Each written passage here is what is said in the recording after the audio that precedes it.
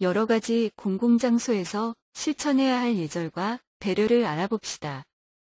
공공장소란 공원, 도서관, 마트처럼 여러 사람이 함께 이용하는 곳을 말해요. 엘리베이터나 길도 공공장소 또는 공공시설이라고 할 수 있어요. 물론 학교도 공공장소입니다. 학교에서의 예절과 배려는 모두들 잘 알고 있을 거예요. 그럼 먼저 엘리베이터를 이용할 때 지켜야 할 예절을 알아볼까요?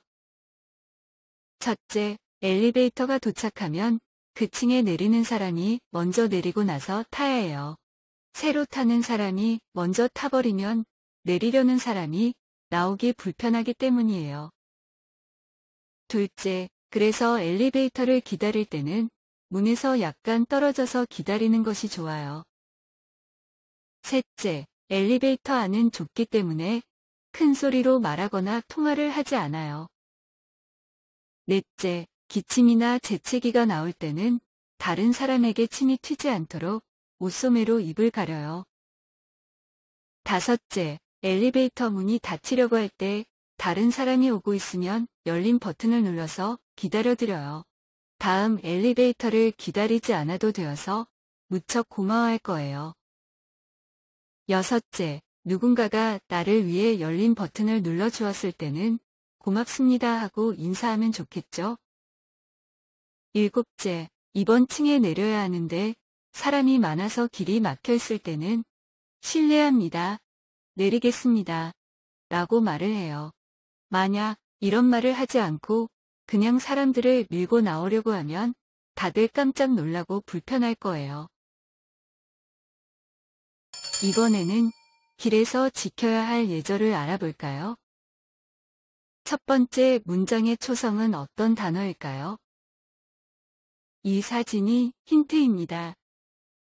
길의 종류에는 차가 다니는 차도와 보행자가 다니는 인도 외에도 자전거가 다니는 자전거 도로가 있습니다.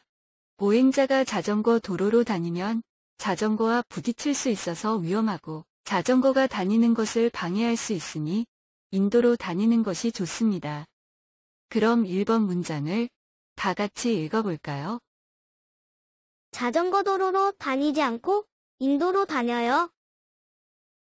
두 번째 문장의 초성은 무엇일까요?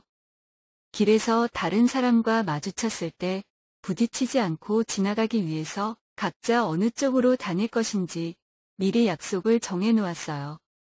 왼쪽보다는 오른쪽으로 다니는 것이 자동차로 인한 사고를 더 잘 예방할 수 있다고 합니다. 이번 문장을 다 같이 읽어볼까요?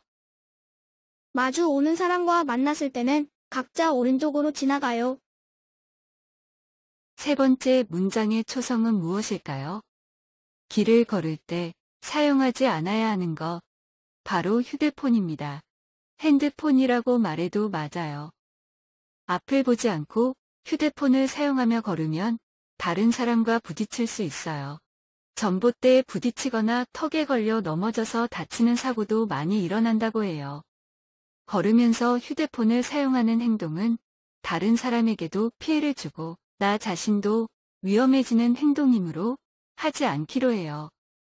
3번 문장을 다 같이 읽어볼까요? 길을 걸으면서 휴대폰을 사용하지 않아요. 이번에는 영화관 예절을 알아볼까요? 첫째, 영화를 볼 때 큰 소리로 얘기하면 다른 사람들이 영화를 보는 것을 방해할 수 있어요. 만약 꼭 해야 할 말이 있으면 소곤소곤 얘기해야 해요. 둘째, 휴대폰을 사용하지 않아요. 영화가 나올 때는 조명이 다 꺼져서 캄캄해지는데 휴대폰을 사용하면 불빛 때문에 다른 사람들이 불편해요. 전화를 하는 것은 당연히 안 되겠죠? 셋째, 앞자리를 발로 차지 않아요.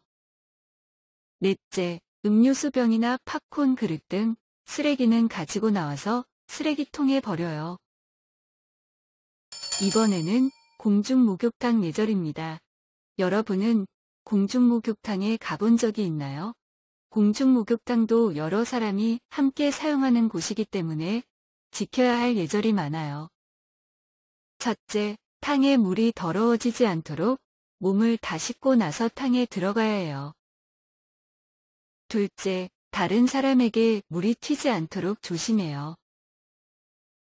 셋째, 아는 사람을 만나도 큰 소리로 인사하지 않아요. 왜냐하면 목욕탕에서 큰 소리로 인사하면 다른 사람들이 쳐다볼 수도 있고 민망하기 때문이에요. 목욕탕에서 아는 사람을 만났을 때에는 작은 소리로 살짝 인사해요. 넷째, 장난치거나 뛰어다니지 않아야 해요. 다른 사람에게 피해를 주고 목욕탕 바닥이 미끄러워서 위험하니까요.